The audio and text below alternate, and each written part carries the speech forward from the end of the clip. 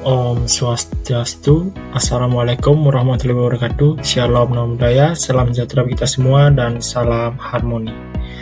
Baik, pada kesempatan kali ini, kami dari kelompok 9 akan mempresentasikan materi mengenai faktor budaya dan kontekstual dalam pengembangan kurikulum pada mata kuliah konsep dan penerapan kurikulum dan desain pembelajaran dengan dosen pengampu Bapak Profesor Dr. I. Kamal Sudarmo SPD MPD dan Bapak Dr. I. Wayan Sugro Warpale SPD MSc.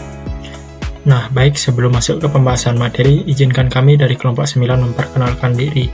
Itu yang pertama, saya sendiri atas nama Puturiandana dengan NIM 2211021007 dan rekan saya yaitu Kade Agus Pratiste dengan NIM 2529071016.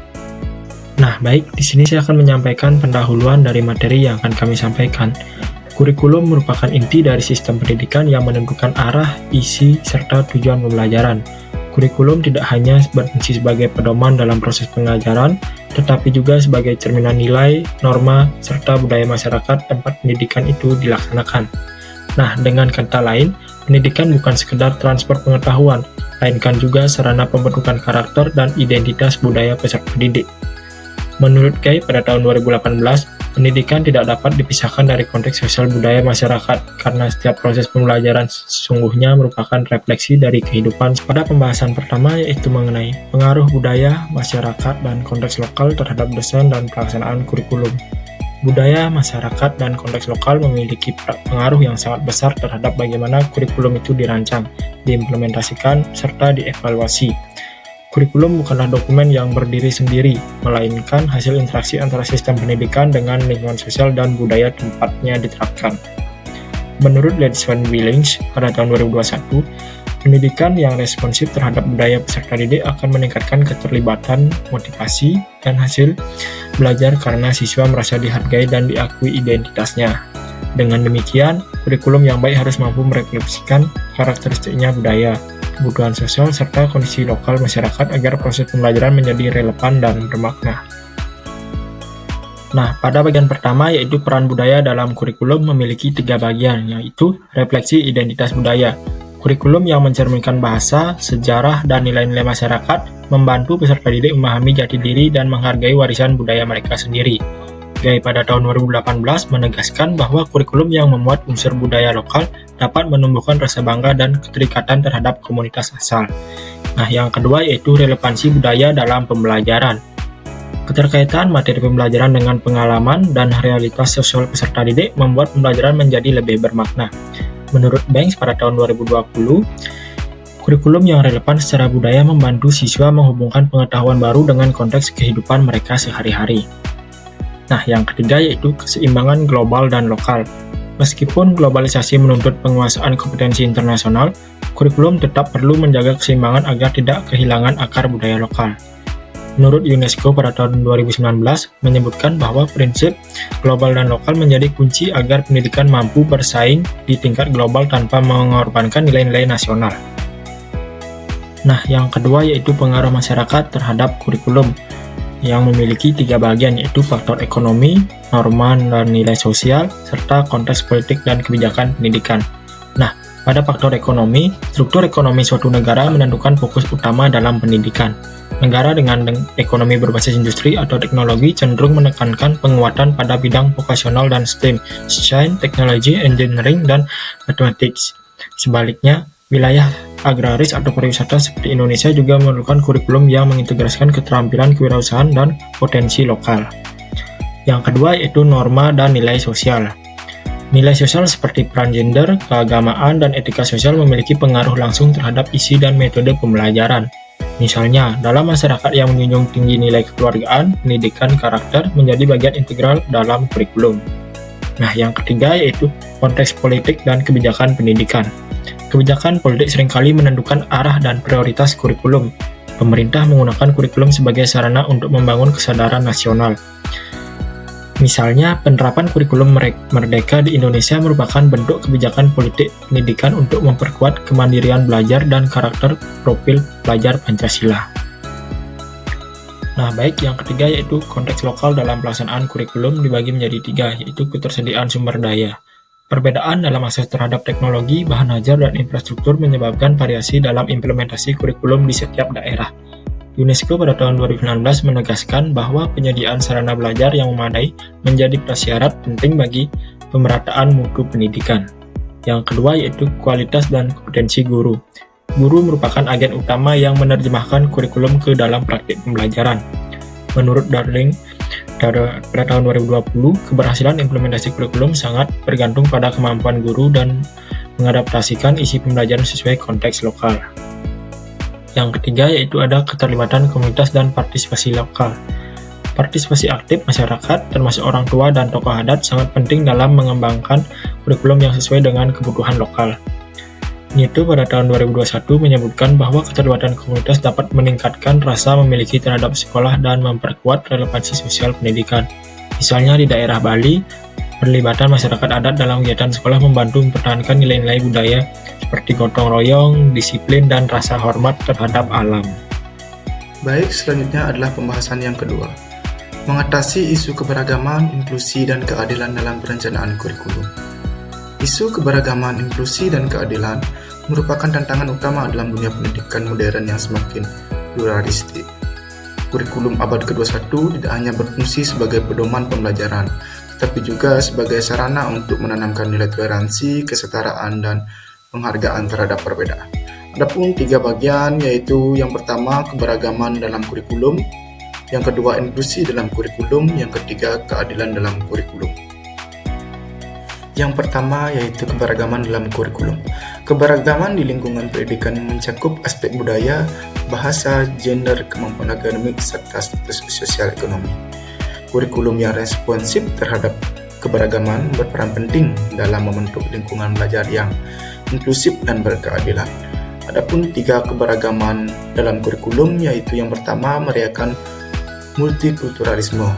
Menurut Banks 2020 menegaskan bahwa pendidikan multikultural dapat memperkuat rasa saling menghargai dan meminimalkan prasangka antar budaya. Yang kedua, mengakomodasi gaya belajar yang berbeda. Setiap siswa memiliki cara belajar yang unik visual, auditori, kinestetik maupun kombinasi sehingga guru perlu menggunakan strategi pembelajaran yang variatif. Yang ketiga, mendorong inklusivitas bahasa. Penggunaan materi belajar bilingual atau multilingual memungkinkan siswa dari latar belakang bahasa yang berbeda memahami materi dengan lebih baik. Yang kedua, inklusi dalam kurikulum. Kurikulum yang inklusi memastikan bahwa setiap siswa memiliki kesempatan belajar yang sama, tanpa diskriminasi berdasarkan latar belakang sosial, budaya, atau kemampuan fisik dan intelektual. Pendekatan ini menuntut guru untuk merancang pembelajaran yang fleksibel dan adaptif. Adapun 3 inklusi dalam kurikulum, yang pertama, desain universal untuk pembelajaran. Universal Design for Learning merupakan pendekatan kurikulum yang menekankan pada fleksibilitas penyajian, tindakan, dan ekspresi dalam pembelajaran agar dapat diakses oleh semua siswa. Yang kedua, dukungan bagi siswa berkebutuhan khusus. Kurikulum inklusi harus menyediakan strategi diferensiasi, media adaptif, serta lingkungan belajar yang mendukung siswa. Yang ketiga, pengajaran responsif budaya. Guru diharapkan mampu memahami latar belakang budaya peserta didik dan menyesuaikan gaya mengajarnya agar pembelajaran menjadi lebih relevan. Yang ketiga adalah keadilan dalam kurikulum. Keadilan atau equity dalam pendidikan menekankan pada perlakuan proporsional terhadap kebutuhan siswa agar mereka memperoleh kesempatan yang sama untuk berhasil. Adapun 3 keadilan dalam kurikulum yaitu mengidentifikasi hambatan sistemik. Kurikulum harus peka terhadap ketimpangan sosial seperti bias gender, stereotip etnis, serta kesenjangan ekonomi yang dapat mempengaruhi hasil belajar siswa. Yang kedua, distribusi sumber daya yang adil. Sekolah di daerah tertinggal seringkali mengalami kekurangan fasilitas dan tenaga pengajar. Yang tiga, pemberdayaan kelompok marginal. Kurikulum juga berfungsi sebagai alat transformasi sosial dengan menumbuhkan kesadaran kritis terhadap isu-isu ketidakadilan. Selanjutnya, pembahasan yang ketiga, tantangan dalam mengintegrasikan faktor budaya dan kontekstual. Mengintegrasikan faktor budaya dan konteks lokal ke dalam kurikulum merupakan langkah strategis untuk menjadikan pendidikan lebih relevan, inklusif, dan bermakna. Namun, proses ini tidak terlepas dari berbagai tantangan yang muncul, baik dari sisi kebijakan, sumber daya manusia, maupun sistem pendidikan itu sendiri. Adapun tantangan utama dalam implementasinya antara lain yang pertama, resistensi terhadap perubahan. Yang kedua, keseimbangan antara standarisasi dan lokalitas. Yang ketiga, keterbatasan sumber daya dan dukungan sistem. Yang keempat, kurangnya literasi budaya guru. Dan yang kelima, evaluasi dan mentoring yang kurang adaptif. Beberapa tantangan utama dalam implementasinya yaitu pertama, resistensi terhadap perubahan. Sistem pendidikan yang bersifat tradisional cenderung mempertahankan pola lama yang dianggap sudah mapan. Yang kedua, keseimbangan antara standarisasi dan lokalitas. Penerapan kurikulum yang terlalu menekankan pada standarisasi dapat mengabaikan kekayaan budaya daerah dan pengalaman konseptual peserta didik. Yang ketiga, keterbatasan sumber daya dan dukungan sistem.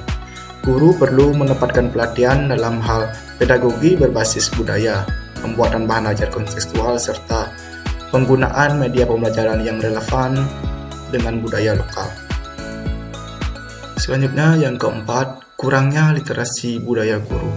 Banyak pendidik belum memahami secara mendalam latar belakang budaya siswa maupun cara mengintegrasikannya ke dalam proses pembelajaran. Yang kelima, evaluasi dan monitoring yang kurang adaptif. Penilaian berbasis tes standar nasional seringkali tidak mampu mengukur aspek kognitif, afektif, dan psikomotorik yang muncul dari pembelajaran berbasis budaya dan konteks lokal. Baik, jadi dapat kita simpulkan, faktor budaya dan kontekstual memiliki peranan yang sangat penting dalam pengembangan kurikulum modern. Kurikulum yang baik tidak hanya berfungsi sebagai pedoman pembelajaran, tetapi juga sebagai representasi nilai, norma, dan identitas budaya masyarakat. Integrasi budaya, masyarakat, dan konteks lokal ke dalam kurikulum mampu menjadi proses pembelajaran lebih relevan, bermakna, dan berkeadilan. Secara keseluruhan, pengembangan kurikulum yang sensitif terhadap budaya dan konteks lokal bukan hanya meningkatkan kualitas pendidikan, tetapi juga memperkuat karakter bangsa di tengah arus globalisasi yang semakin kompetitif. Nah, itulah tadi pemaparan materi yang dapat kami sampaikan dari kelompok 9. Jika ada kesalahan kata, saya memohon maaf. Akhir kata, saya ucapkan salam dan Parama Santi. Om Santi Santi Santi Om. Wassalamualaikum warahmatullahi wabarakatuh. Shalom Namo Buddhaya. Salam sejahtera bagi kita semua dan salam harmoni. Terima kasih.